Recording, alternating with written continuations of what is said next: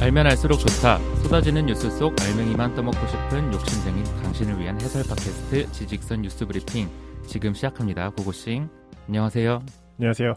국제정치에 관한 소식을 주로 전달해드릴 똘기입니다. 저는 경제와 IT에 관심이 많은 김범래입니다. 최근에 중동에서 좀 시끌벅적한 뉴스가 있었죠.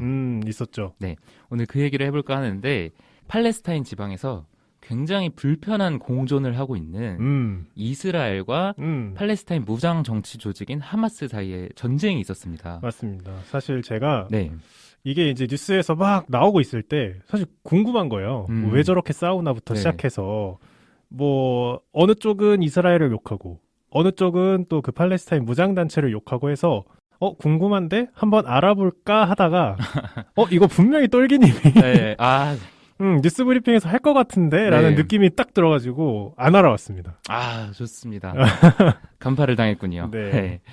그래서 이 무력 충돌 사태에 간략하게 브리핑을 해드리면 5월 10일부터 20일까지 약 11일 동안 각자의 관할 영토가 있을 거 아니에요. 거기서 폭격을 서로 주고받은 거죠. 육군의 무력 충돌이 있었다기보다는. 네네.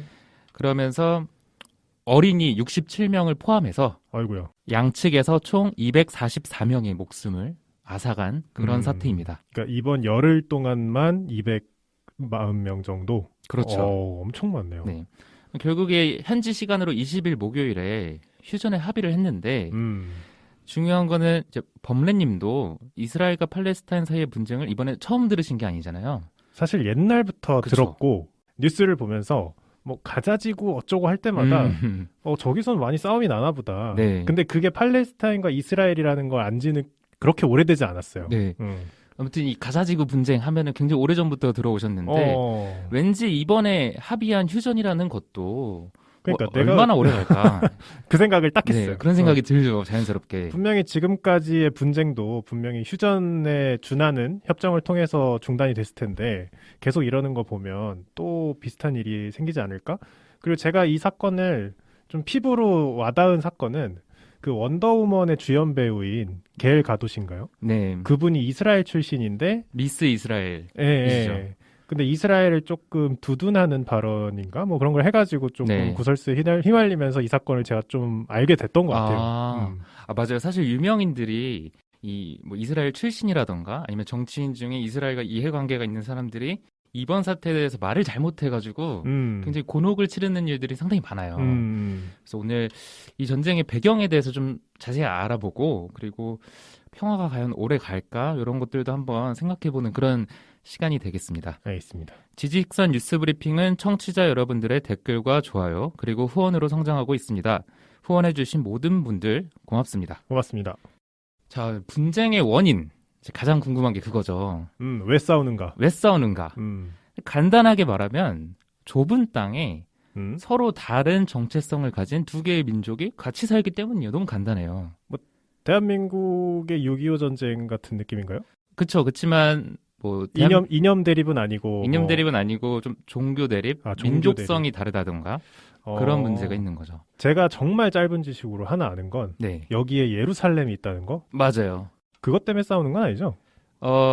관련이 조금 있어요. 그래요? 예루살렘이라는 게 뭐 보통은 유대인들의 성지 이렇게 많이 알려져 있지만 사실 저는 종교를 전혀 모르기 때문에 그냥 거기가 여러 종교의 중요한 장소라는 것만 알지 그게 무슨 의미를 가지는지 잘 모르거든요. 뭐 예를 들어서 기독교인들한테는 예루살렘이 어떤 성지의 의미를 갖고 이슬람교 사람들한테도 또 예루살렘이 성지의 의미를 갖고 저 두 개가 뿌리가 뭐 비슷하다고 하니까 그리고 또 유대인들에게도 예루살렘이 좀 중요한 의미를 갖는 그래요? 네. 그래서 이 세 종교에게 있어서 모두 다 종교적으로 중요한 의미를 갖는 도시인데 이 도시가 범래님이 말씀하신 대로 팔레스타인 지방에 있는 거죠.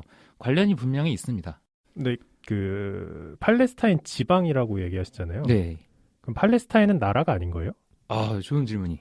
이스라엘 지방이라고 하진 않잖아요. 네네. 좋은 질문인데 이 팔레스타인에 대한 개념 정의를 명확하게 먼저 해야 돼요. 이제 팔레스타인이라고 하면은 지역 이름이 맞아요. 나라 이름이 아니고? 나라 이름이 아니라 지역 이름이 맞아요. 왜냐하면 팔레스타인이라는 이름 자체가 뭐 조금 어원을 거슬러 올라가 보면 필라스티아라는 라는 이름으로 원래 시작을 했었는데 이게 구약 성경에도 등장을 하는 그런 지명입니다. 그러니까 굉장히 오래된 지명인 거죠. 그러면 정확히 얘기하면 팔레스타인 대 이스라엘이 아니라 네. 팔레스타인 지방 뭐 무장단체 대 이스라엘 군 이렇게 봐야 되는 건가요? 그렇게 표현하는 것이 더 정확하죠. 그렇지만 보통 언론에서는 뭐 이스라엘 팔레스타인 분쟁 그쵸. 이렇게 표현을 하는 이유는 팔레스타인 지방에 살고 있었던 이스라엘 사람이 아닌 그러니까 비유대인들이 어느새 우리는 팔레스타인 사람이야 라고 정체성을 갖게 되었기 때문에 이제는 팔레스타인이 지역 이름이 아니라 어떤 하나의 고유한 정체성을 형성했다고 볼 수 있기 때문에 언론에서는 또 축약해서 그렇게 표현을 하는 거죠. 네. 그래서 뭐 좋은 질문을 해주셨는데 그래서 팔레스타인 사람이라고 하면 거기에 2000년 동안 살던 사람들이에요. 그러니까 토착민이죠.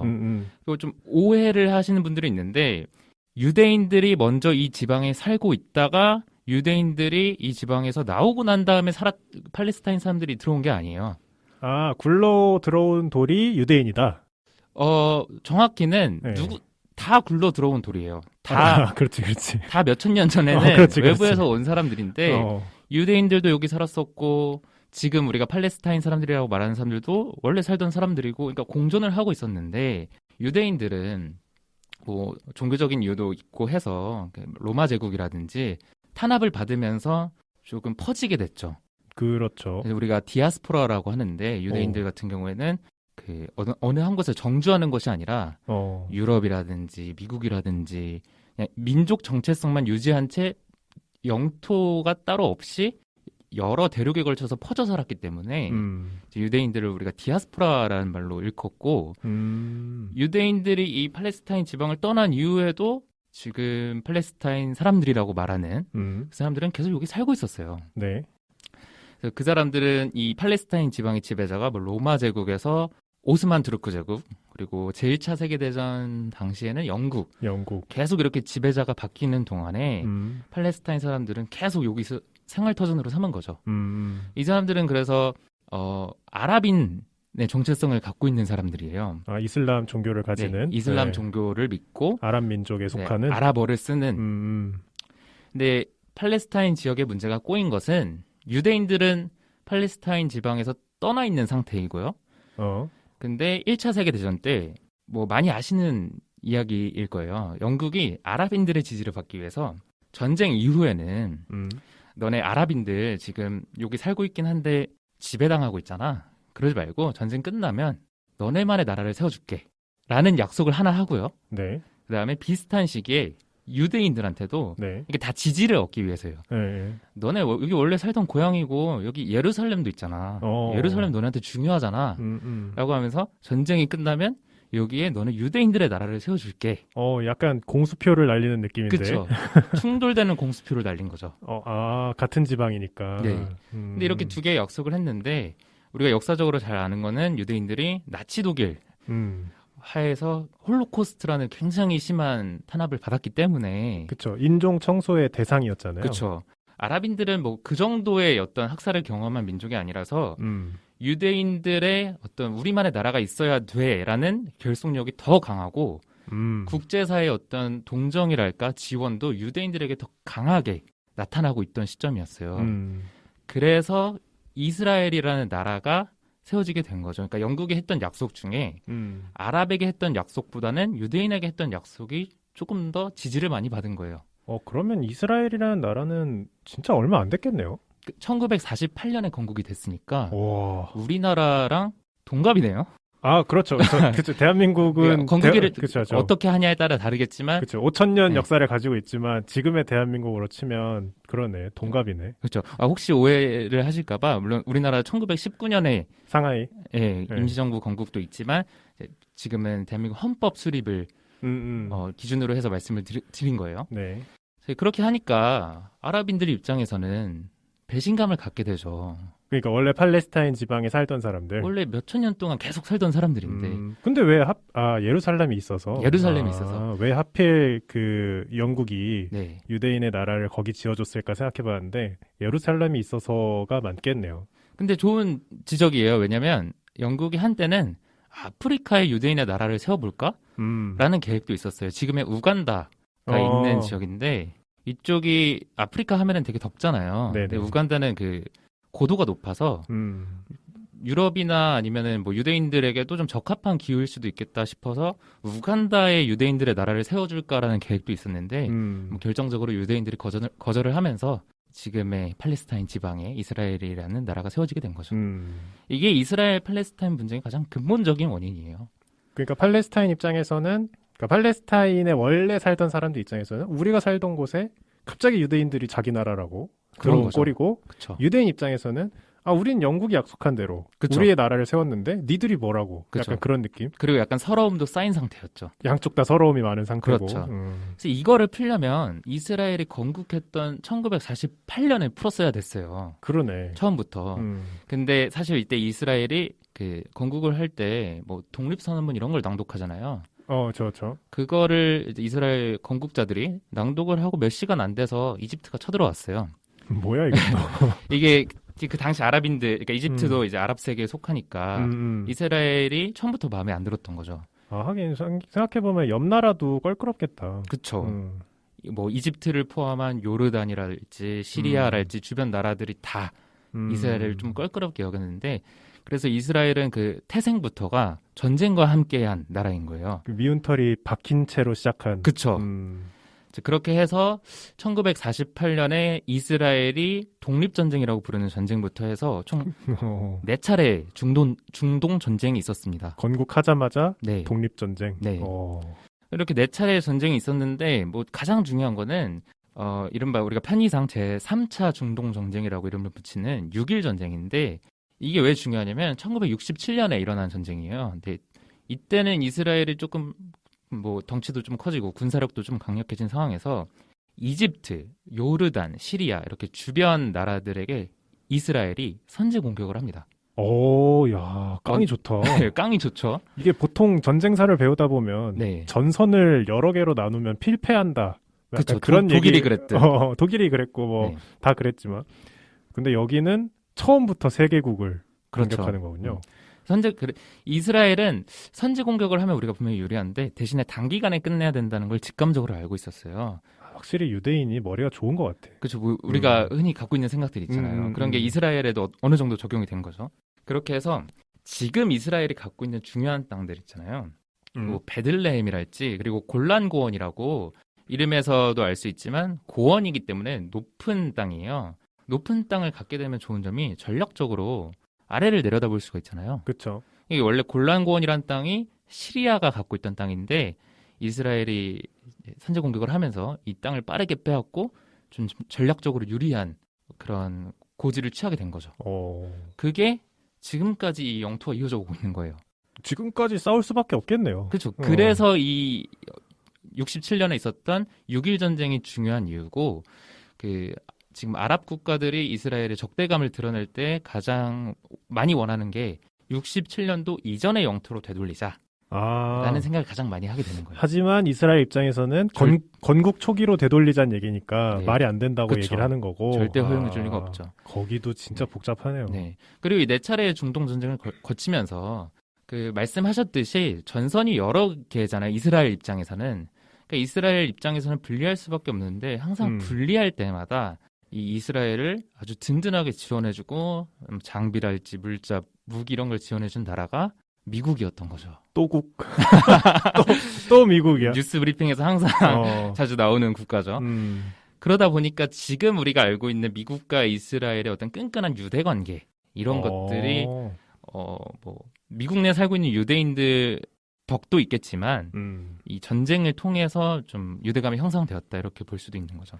조금 궁금한 게 이스라엘 중동 분쟁이 있으면 제가 느낀 감정은 이스라엘이 조금 더 악의 축으로 설명하는 그런 기사들을 제가 좀 더 많이 보는 것 같아요. 그리고 전 세계적으로도 이스라엘을 좀 더 비판하는 기조가 있는 것 같은데 그럼 미국은 이스라엘을 옹호하나요? 미국 같은 경우가 굉장히 복잡하죠. 근데 우선 대통령 기준으로 보면은 대통령이 외교 정책을 설정하는 가장 높은 사람이니까 역대 어느 대통령도 이스라엘 문제에서 자유롭지 않았고 특히 트럼프 대통령 때 이르러서 이스라엘을 강력하게 지지했어요. 뭐 트럼프는 그럴 수 있을 것 같다. 아주 일방적으로.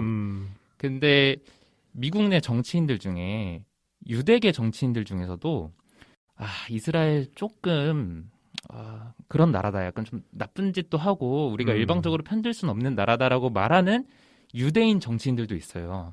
그러니까 트럼프를 뭐 콕 집어서 얘기는 하셨지만 네. 제외하고는 조금은 중립적인 느낌으로 얘기를 하는 거군요. 그쵸. 근데 되게 복잡한 게 미국의 유대인들이 아무래도 자본도 많이 형성을 했고 이제 높은 위치에 있는 사람들이 많다 보니까 어느 정도는 이스라엘 편향적인 시선이 있는 것 같은데 그 와중에 어떤 자정작용을 하는 정치인들이 있는 거죠. 그래서 되게 복잡해요, 사실. 그러네. 이번 사태에서도 이스라엘이 잘하고 있다라고 말 잘못했다가 트위터로 엄청나게 공격을 받은 정치인들도 있고 그러니까 되게 복잡한데 미국 같은 경우에는 다시 이제 팔레스타인 지방 얘기로 들어가 보면 이렇게 이스라엘이 뭐 요르단이랄지 이집트랄지 주변 나라들과 전쟁을 하는 동안 우리가 잊고 있었던 팔레스타인에 원래 살던 사람들. 그러네. 그 사람들도 전쟁을 거치는 동안 굉장히 힘들었을 거 아니에요. 그래서 여기서도 세력이 생기는 거죠. 그리고 저번 시간에 아프가니스탄 얘기를 했을 때 탈레반이 그 지역 주민들을 좀 챙겨주고 그들을 위한 인프라를 제공해주면서 어느 정도 민간에 결탁한 세력으로 성장을 했듯 팔레스타인에도 팔레스타인 해방기구라는 어떤 조직이 생기고 이 팔레스타인 해방기구가 어떤 테러 조직의 성격을 띠게 되다가 국제사회의 비판을 받고 우리는 테러와 선을 긋겠다라고 하면서 1993년에 미국의 중재로 오슬로 협정이라는 게 맺어지는데요. 그러니까 이스라엘과 이 팔레스타인 해방기구의 의장이었던 아라파트라는 의장이 서로 우리 좀 평화롭게 지내자라고 협정을 맺은 거예요. 그러니까 뭐 지금 영토에서 선 긋고 네. 지금부턴 사이좋게 지내자? 선을 긋는다가 아니라 이스라엘이라는 한 나라로 존재를 하되 그 안에 팔레스타인 자치정부를 만들어주고 네. 그렇게 하면은 우리 팔레스타인의 정체성도 지키고. 그러니까 서로 다른 나라가 되는 게 아니라 일종의 1.5국? 야, 이거 진짜 애매하다. 그죠? 제 머리로는 잘 이해가 안 되네요. 이게 오케이가 난 사인이라는 것도 사실 좀 이해가 안 되는데. 범래님만 이해를 못 하시는 게 아니라 당시 팔레스타인 사람들도 이해를 못 했어요. 그러니까 이렇게 살아본 적이 없으니까. 네. 1.5국이 뭐야. 그렇죠. 그래서 그때 발호한 세력이 하마스라는 세력이 팔레스타인 해방기구 너네 뭐 하는 거냐 지금. 그러네. 그게 말이나 되는 협상이냐. 까놓고 말해서 우리가 뭐 일본이 우리한테 그 식민지 시절에 뭐 조선으로 되돌려줄 순 없고 일본 안에 조선 어때? 뭐 그런 느낌이잖아. 실제로 지금. 그런 주장이 있었잖아요. 근데 말도 안 되는 주장이잖아요. 어이가 없네. 그래서 이 하마스라는 세력이 기존의 팔레스타인 해방기구, 그러니까 PLO라고 줄여서 얘기하는데요. 선을 긋고 이 지금 이번 날의 사태의 주역이었던 하마스가 이때 등장을 하게 된 거죠. 근데 그 팔레스타인 지방을 자세히 보시면은 이스라엘이 있고 이스라엘 말고 이제 원래 팔레스타인 사람들이 사는 그 지역이 두 개로 나눠져 있어요. 가자 지구가 있고 그 요르단 서한 지구, 영어로는 웨스트뱅크라고 불리는 지역이 있는데 특히 이 가자 지구에서 하마스가 세력을 좀 더 확장하게 되고 이 좀 하마스 입장에서는 말도 안 되는 협상을 한 PLO는 파타라는 정당으로 이제 탈바꿈을 해서 웨스트뱅크, 그러니까 요르단 서한 지구에서 자신들의 세력을 펼치는 이른바 팔레스타인 안에서도 일종의 분열이 일어나게 된 거죠. 팔레스타인과 그 하마스 같은 경우에는 굉장히 무장 세력이니까 굉장히 적대적이고 좀 공격적이고 뭐 이런 반면에 파타, 그러니까 PLO의 후예들은 그나마 이스라엘의 좀 더 우호적인 온건파. 네, 온건파의 성격을 정확하게 온건파의 성격을 띠고 있는 거죠. 다시 5일날 있었던 사태로 돌아가 볼게요. 이번 무력 충돌 사태의 원인에 대해서 지금까지 쭉 얘기를 해드린 거고요. 원인 말고 이 가까이에서 이 사태를 촉발한 근인이 있을 거 아니에요.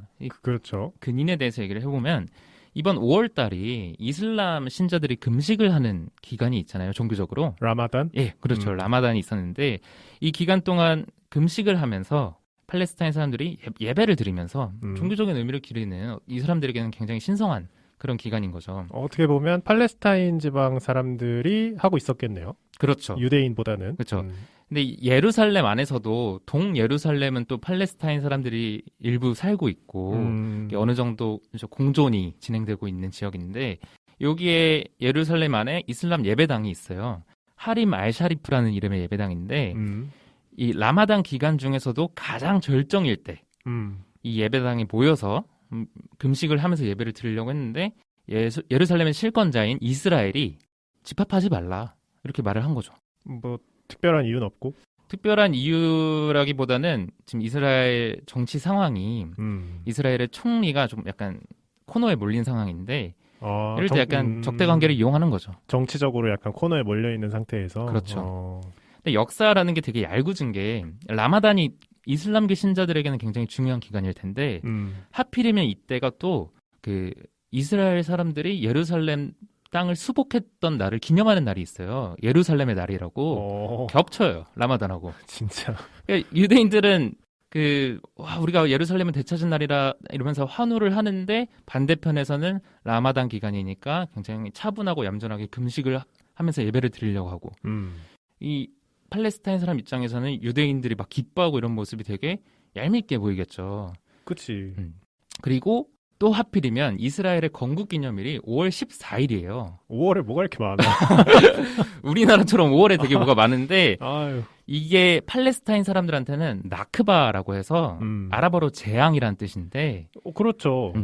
이런 게 겹치면서 유대인들은 굉장히 이날을 기념하고 기뻐하면서 팔레스타인 사람들에게는 안 좋은 기억을 불러일으키는 그런 기간이 된 거죠.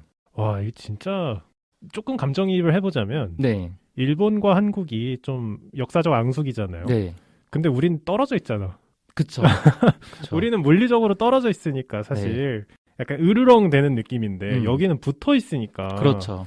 와, 진짜 꼴 보기 싫겠다. 그쵸. 서로 너무 짜증나겠다. 그래서 이게 뭐 비유가 항상 좋은 방법인 건 아니지만 이 사태에 대해서 감정을 이입하는 한국인으로서 가장 좋은 방법은 일제강점기 때 조선인을 생각하는 거예요, 사실은. 팔레스타인 입장을 이해하려면? 그렇죠. 근데 뭐 반드시 그 1대1 대응이 된다고는 볼 수는 없지만. 그렇죠. 근데 이게 더불어서 원래 팔레스타인 자치정부의 총선이 5월 22일에 예정되어 있는데 이 팔레스타인 자치정부의 수반이 파타당 온건파 사람인데 마흐무드 아바스라는 대통령이에요. 네. 근데 인기가 별로 좋지 않아서 하마스가 이러다가 총선 승리를 할 수 있겠다. 그래서 우리도 뭐 보통 약간 어디서 혼쭐 날 것 같으면은 학교 가는 거 미루고 싶고 막 그러잖아요. 그렇죠. 대통령도 그래서 총선을 연기한 거예요. 그러면서 혼란이 가중되어 있던 상황에서 하마스가 이 기회를 이용하자 지금 그러니까 이스라엘에 대한 적대감도 피크에 올라와 있고 정치적으로도 뭐 총선이라든지 이런 이벤트가 없는 상황이니 하마스가 가지고 있는 로켓을 이용해서 먼저 이스라엘을 때린 겁니다. 아, 먼저? 네, 먼저 공격을 한 거예요. 그건 조금 옹호하기가 쉽지 않네요. 어쨌든 하마스가 공격 행동을 먼저 한 거니까. 그게 뭐 군사기지나 뭐 요직에 앉아 있는 사람을 노린 건가요? 아니면 민간인 지구를 노린 건가요? 민간인 지구를 노렸지는 않았지만 그 텔아비브라는 이스라엘의 어떤 상하이 상업적으로 굉장히 중요한 지구 거기도 공격을 했거든요. 그럼 좀 애매한 거예요. 그러니까 민간인을 대놓고 노렸다 그건 모르겠지만 어쨌든 간에 군사적인 목적으로만 로켓 공격을 했느냐 이러면 약간 물음표인 거죠. 그래서 이스라엘도 마찬가지로 반격을 했어요. 당연히 하겠죠. 네. 이스라엘 같은 경우에는 또 비판을 받는 것이 이번에 외신 기자들, 그러니까 AP통신이랄까, 알자지라 같은 그런 외신 기자들이 입주해 있는 건물도 폭격을 하고, 그리고 이스라엘 입장에서는 하마스가 지하에서 기지를 형성하는 경우가 많아요. 이 이스라엘 사람들은 메트로라고 은어로 부르는 하마스만의 그 지하 조직이 있는데 그런 것들을 공격하려면 로켓 공격을 굉장히 깊숙하게 해야 되잖아요. 그러네요.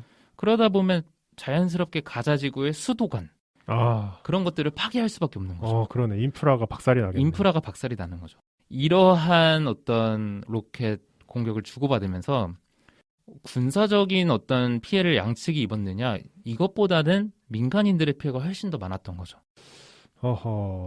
그래서 미국이라든지 이집트라든지 유엔이라든지 주변 나라에서 우리 당장 말려야 된다 하고 이렇게 소매를 걷어붙이고. 근데 그 전력의 차이라고 본다면 이스라엘이 확실히 우위에 있겠죠? 그것도 그렇게 보기가 좀 어려워요. 왜냐하면 하마스 같은 경우에는 물론 가자지구라는 좁은 지역에서 세력을 펼치고 있는 작은 조직이라고 볼 수도 있지만 이스라엘의 대외적인 앙숙인 이란의 지원을 받고 있거든요. 이란은 어디에도 빠지지도 않는구만. 이란 하면 미사일 기술로 굉장히 좀 우위에 있는 나라잖아요. 진짜 미국이 또국이고 이란이 진짜 또란이다. 또란. 진짜 다 어디서나 나오네. 그렇죠. 북한 얘기하다 보면 또 이란이 나오고. 안 나올 수가 없죠. 그래서 이번 팔레스타인을 지지한 나라 중에 또 북한도 포함이 되어 있어요, 사실은. 근데 뭐 그렇다고 해서 이란과 북한의 지지를 받았다고 해서 팔레스타인 그 하마스 단체가 네. 뭐 공산주의를 표방한다거나 그건 아니에요. 그런 건 아니잖아요. 네. 그냥 지지를 받는 건가? 그것도 그쵸. 되게 신기하네. 아무튼 이런 사태가 있는 겁니다. 요게 이면에 또 팔레스타인 사람들이 분노를 한 건데 또 작년에 있었던 배경을 한번 살펴보면은 원래는 팔레스타인 대의라고 해서 그러니까 팔레스타니안 커스 영어로는 팔레스타인 사람들이 어쨌든 원래 있었던 돌이었는데 이스라엘이라는 굴러온 돌에 의해서 이제 좀 빼내질 처지에 처한 거니까 아랍 국가들의 어떤 동정을 굉장히 많이 샀어요. 그래서 주변에 있는 뭐 시리아, 요르단까지 포함해서 바레인, 모로코, 수단 이런 나라들이 팔레스타인 우리가 도와줄게 이랬는데 작년 2020년에 이스라엘하고 바레인, 모로코, 수단, 그다음에 아랍에미리트 이런 나라들이 서로 협정을 맺은 거예요.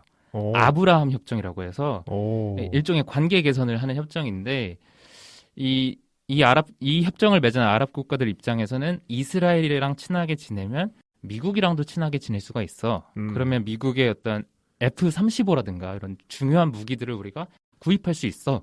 라는 어떤 이해관계에서 이 협정을 맺게 됐는데 팔레스타인 입장에서는 뒤통수 맞았지. 우리 도와주던 사람들이잖아. 왜 갑자기 이스라엘하고 친하게 지내려고 해? 라면서 더 코너에 몰린 듯한 그런 박탈감을 받은 거죠. 그런 것도 어떻게 보면 이번 사태의 좀 배경이 될 수도 있다. 이런 겁니다.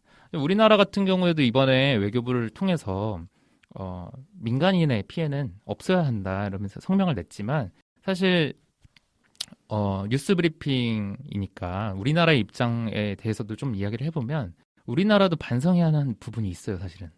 요 분쟁에 대해서? 네.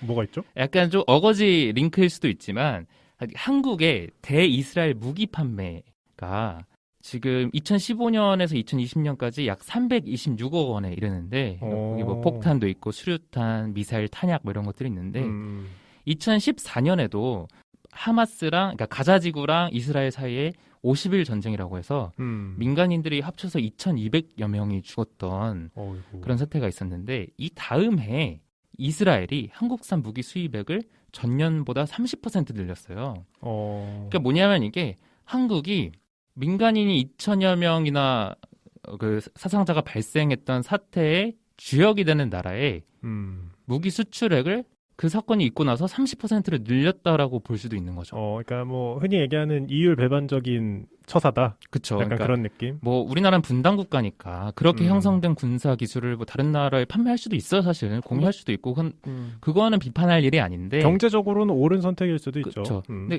그거는 사실 방어 목적으로 사용할 국가들의 한정이 돼야 하고. 방어 목적이더라도 그게 민간인의 피해를 조장하는 나라라면 어느 정도는 대한민국도 자제를 할 필요가 있다. 이런 비판의 목소리를 내는 경우도 있고 이 5월 12일이면은 이번 사태가 발발한 지 한 이틀 3일 정도 지났을 텐데 이때 한국과 이스라엘 사이에 FTA 조인식이 있었어요.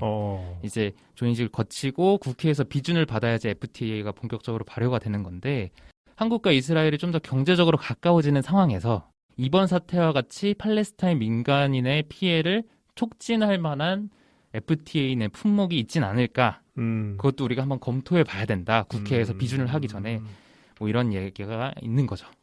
결국에는 이번 사태가 좀 종교적으로 역사적으로 좀 얽혀 있고 영토 문제, 주권 문제, 그리고 주변 국가 문제 이런 것들이 굉장히 복잡하게 얽혀 있는 그런 사태입니다. 그러네요. 이게 뭐 휴전협정을 했다고는 하는데 사실 어디서 먼저 이걸 깨도 이상하지 않은 상황인 것 같고. 네. 휴전협정을 한 바로 다음 날에 이스라엘의 총리가 우리는 휴전협정을 했지만 하마스 나는 용서할 수 없다. 이런 식의 발언을 하기도 했고요. 굉장히 아주 불안정한 휴전인 거죠. 그러면 어떻게 보면 또 가자지구를 제외하고는 또 그렇게 뭐 하마스의 이런 무력 투쟁이 그렇게 극심한 게 또 아니라고 보면 그러니까 반대쪽에는 온건파가 자리하고 있다고 했잖아요. 그럼 진짜 이스라엘 입장에서는 진짜 눈 한번 질끈 감고 밀어버리고 싶다. 그런 생각이 들 수 있겠죠. 그런 생각을 항상 할 것 같아요. 이게 국제사회의 눈이나 이런 비난 이런 그런 것 때문에 주저하는 거지 사실 기술력이 없는 건 아닐 것 같고 군사력은 충분할 텐데 이거 정말 쉽게 해결하기가 정말 쉽지 않겠네요. 어려워요. 하마스가 게릴라전에 특화된 나라라서 근데 밀기 쉽지 않을 수도 있고 그 과정에서 민간인들의 피해가 반드시 수반이 될 테고 굉장히 복잡한 문제고 굉장히 인도주의적 입장에서 바라보면 굉장히 가슴 아픈 그런 사태입니다. 알겠습니다. 하루빨리 중동의 평화가 좀 찾아오길 바라면서 오늘 뉴스 브리핑 마무리해보도록 하겠습니다. 네, 알겠습니다. 감사합니다. 감사합니다.